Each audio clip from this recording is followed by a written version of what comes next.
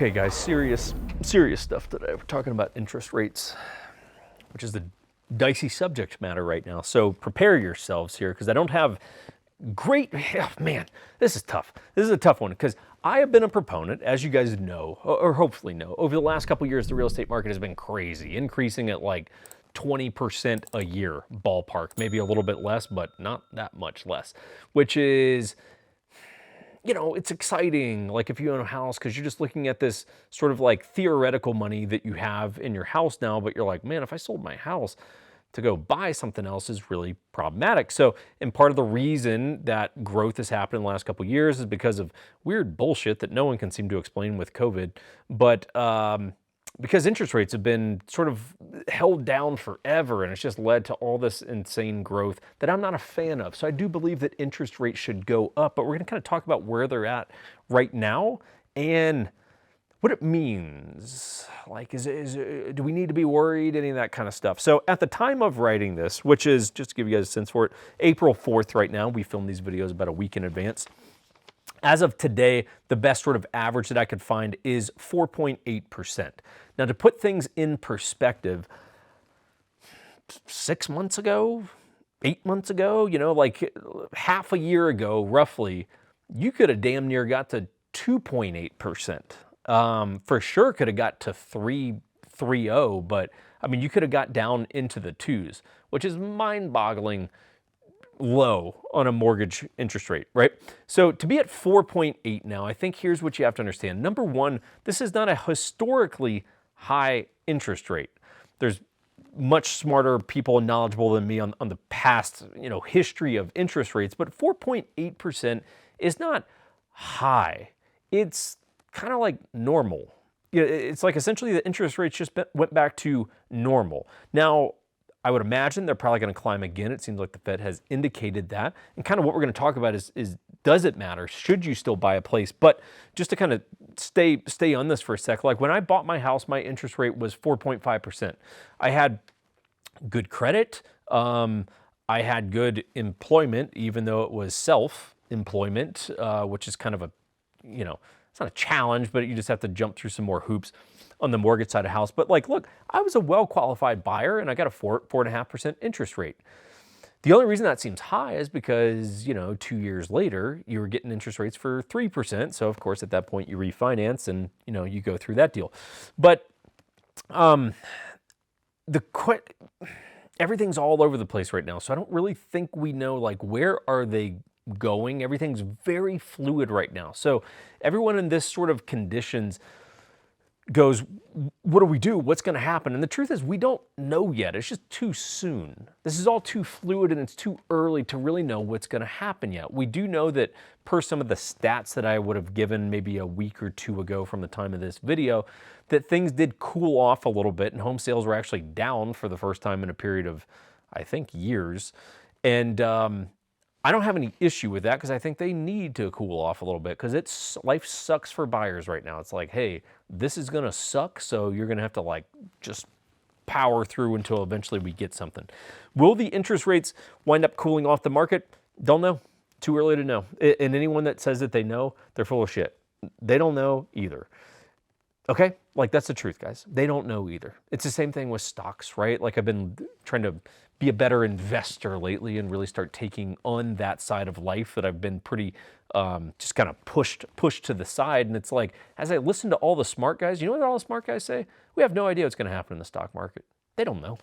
They don't know. They're like, if you could predict the market, we'd all be, well, they are the richest people in the world, some of them, but like, they're like, if you could predict the market, you do all kinds of stuff that you would otherwise not do, because you can't predict the market because no one's a fortune teller. So the answer to should you still buy a house is, it depends, okay? It depends on a couple things. If the interest rate hike that just happened means that, here's what you have to understand. You got a pre-approval done when interest rates were at 3%. And the pre-approval was, let's just say, 400 grand, right? So that's, you know, 400 grand at 3% interest rate equates to this monthly payment that you're approved for.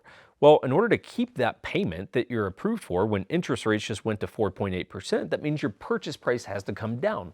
So for the guy who's approved at 400 grand, at 3%, interest rates go to 4.8%, his purchase price might now be, I'm just going to throw out a number, 360. Might be 360. So you, and the reason I say it depends is because of that. You have to look and now say, okay, I now went from 400 to 360. Can I get anything for 360? So that drop that just happened in your purchase price may wind up sort of pricing you out because you go, damn, well, 400 is still the number that I need to get anything, either anything or anything that I would actually want to buy.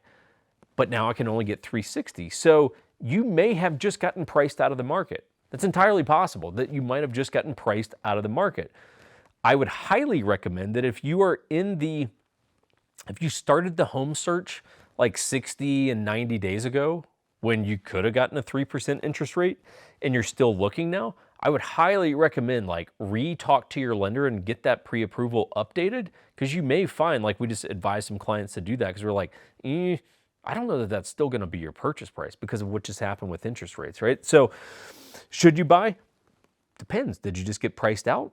But if the answer is no, I did not get priced out, like 400 grand was the number, and regardless of the rates going from 3 to 4.8, I can still get that, I can still buy that $400,000 house, then I would say, yeah, go for it, is my opinion. Because per the previous point, we're not fortune tellers. We don't know what's going to happen. You don't.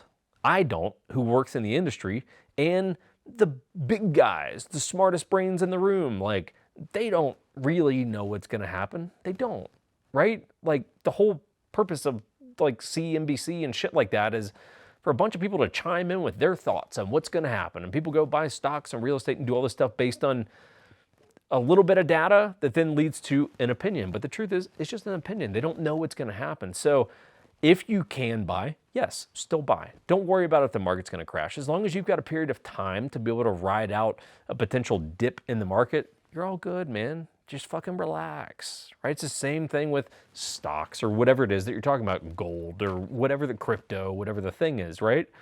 Like, I mean, just to highlight a point, like I bought crypto at the worst possible time, like 4 months ago or something, when Bitcoin was at like 60,000, and immediately it just started just dropping off the cliff. I'm not worried about it because I'm in it for the long game. Like, who gives a shit, right? Let's please not go into crypto debates. I'm not a crypto nerd. I just happen to have some of it. So let's please not everyone freak out about that.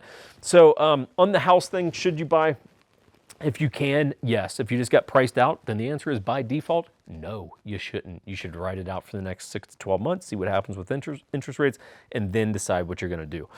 On the booze front, bringing you something a little bit different here. I don't know if I've ever talked about this or not. So I went through a little bit of a swing with this.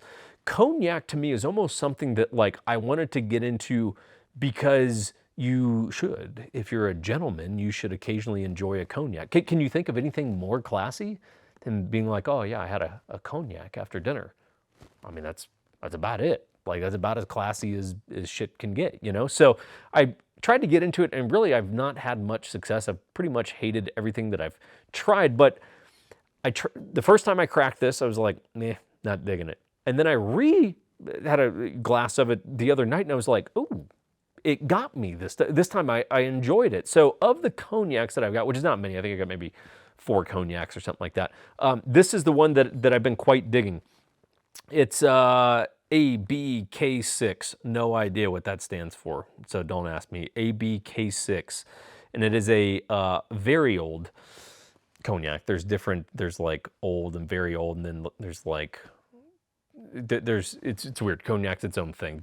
I can't remember there's like 3 designations of like very old, like very special old, and then like extra old or some shit like that. I'm blanking out on it, but anyway, I would recommend give this a shot. Wasn't expensive, maybe in the $40 range, right? A good like price for most of us that we go, I would like to spend $40 on a decent bottle of booze. So I'd recommend, check that out. I'm a fan.